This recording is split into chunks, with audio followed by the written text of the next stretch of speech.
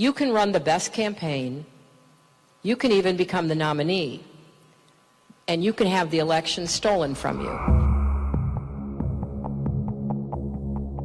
How can you win with Russian interference, though? That's what real I'm thing. scared about in 2020. But rightly. Because I think he's an illegitimate president that didn't really win. So how do you fight against that in 2020? You are absolutely right. He's an illegitimate president in my mind. Would you be my vice presidential candidate?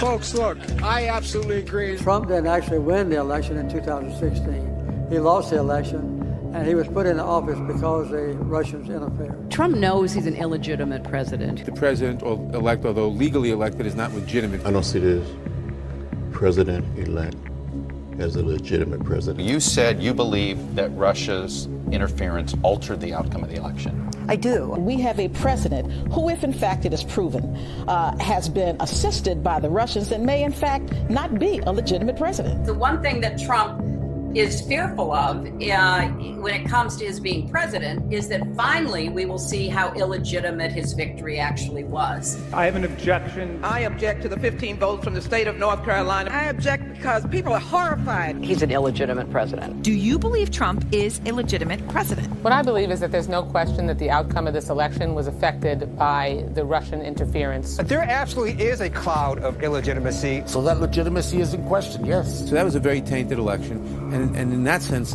it's illegitimate. Why do you think the president is going to such great lengths to essentially prove that he beat you? Because he knows he didn't. He knows he's an illegitimate president. Stolen emails, stolen drone, stolen election.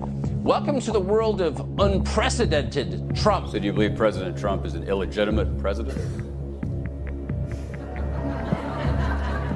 Based on what I just said, which I can't retract. In the Russian attempt to have the election, and frankly, the FBI is weighing in on the election, I think makes his election illegitimate. There was a widespread understanding that this election was not on the level. We still don't know what really happened, Isaac. I mean, there's just a lot that I think will be revealed, history will discover, but you don't win by 3 million votes and have all this other shenanigan stuff going on and not come away with an idea like, whoa, something's not right here. The outcome of the election was affected by their interference, and now we need to know, to what degree, if any, the Trump campaign was actually in collusion with with Russia. He knows he's an illegitimate president. So of course he's obsessed with me. And I believe that it's a guilty conscience. We actually won the last presidential election, folks. They stole the last presidential election. And Al Gore won that election. I think he won it anyway. Actually, I think I carried Florida. Bush versus Gore. A court took away a presidency. If all the votes were counted in Florida, that Al Gore would be president today and George Bush would be back in office. I come from Florida, where you and others participated in what I call the United States coup d'etat. There's no doubt in my mind that Al Gore was elected president. I rise to object to the fraudulent 25 Florida electoral votes. I must object because of the overwhelming evidence of official misconduct, deliberate fraud, and an attempt to suppress voter turnout. It is signed by myself on behalf of my diverse constituents and the millions of Americans who have been disenfranchised by Florida's inaccurate vote count. The Supreme Court, not the people of the United States, decided this election. Speaking to a Democratic group in Chicago Tuesday, he made it clear he thinks Al Gore was the winner. By the time it was over, our candidate had won the popular vote, and the only way they could win the election was to stop the voting in Florida. Catherine Harris, Jeb Bush, Jim Baker, and the Supreme Court hadn't tampered with the results, Al Gore would be president. The Supreme Court elected the president. 2004, yes. Al Gore won the state of Florida in 2000, although not the presidency. But the Supreme Court tampered? That's a large charge. The Supreme Court stopped the counting of the votes, and if they'd let the count go on, Al Gore would have got the necessary votes. The Supreme Court selected George W. Bush as the president. He was not elected. There is overwhelming evidence that George W. Bush did not win this election. What I observed as a voter, as a citizen of Illinois 4 years ago, were troubling evidence of the fact that not every vote was being counted. I don't think that George W. Bush won the election in 2000 against Al Gore because I think he probably lost Florida and also that nationwide. If you invite me back on this show in about 8 weeks, I think you're going to learn that Al Gore actually did get all the votes there. The court has been thwarting formation of the popular will, the most spectacular example being Bush versus Gore, where the majority, by a 5-4 vote, enjoined the counting of more than 100,000 ballots in Florida and essentially gave America its first court-appointed president. I think in 2000, everybody thought, well, he did win the election, Al Gore. After the election, when you stole the election, you came back here and said, get over it. No, we're not going to get over it. You know it, I know it, they know it.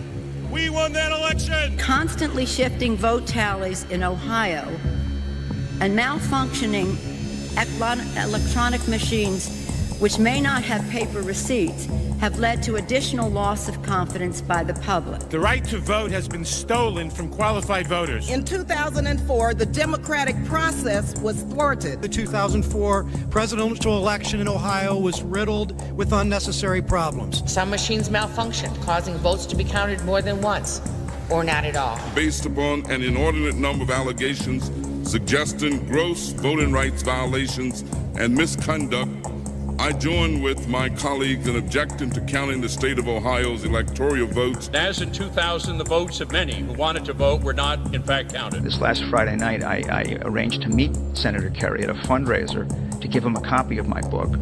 He told me he now thinks the election was stolen. The wife of John Kerry said she has lingering doubts about the legitimacy of the election. Her theory goes like this.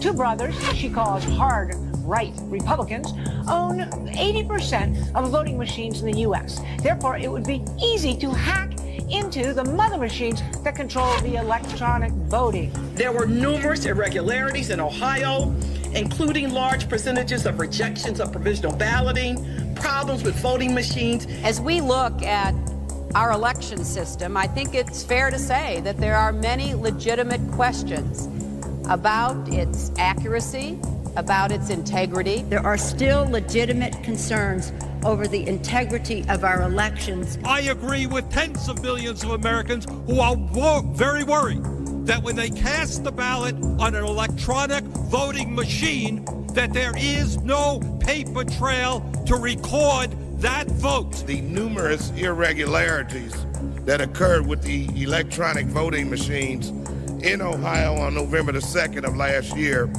point to an unresolved national crisis. We cannot declare that the election of November 2nd, 2004 was free and clear and transparent and real. There must be independent testing of the voting machines used in Ohio. I'm not confident that the election in Ohio was fairly decided. We know that there was substantial voter suppression and the machines were not reliable. The members of Congress who have brought this challenge are speaking up for their aggrieved constituents, many of whom may have been disenfranchised in this process. Treating today's electoral vote count in Congress as a meaningless ritual would be an insult to our democracy unless we registered our own protest against the obviously flawed voting process that took place in so many of our states. Voters who wish to cast a vote for president or vice president can't approach the polls with certainty that their vote will be counted. One of the most significant problems in Ohio and in many other states was the lack of measures to ensure the integrity of electronic voting machines. In 2004, they caused Democratic voters in Ohio to wait for 8 hours before they could cast their ballot.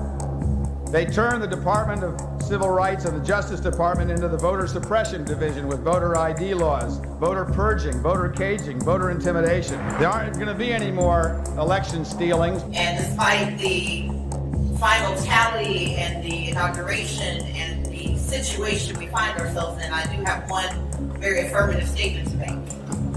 We won. Without voter suppression, Stacey Abrams would be the governor of Georgia. Andrew Gillum is the governor of Florida. You refused to concede and say that you lost. Do you stand by that decision today? Absolutely. The election was not fair. The process was not fair. If Stacey Abrams doesn't win in Georgia, they stole it. It's clear. It's clear. I think that Stacey Abrams' election is being stolen from her. It was not a free and fair election. Brian Kemp stole the gubernatorial election from Georgians and Stacey Abrams. But will I say that this election was not tainted, was not a disinvestment and a disenfranchisement of thousands of voters?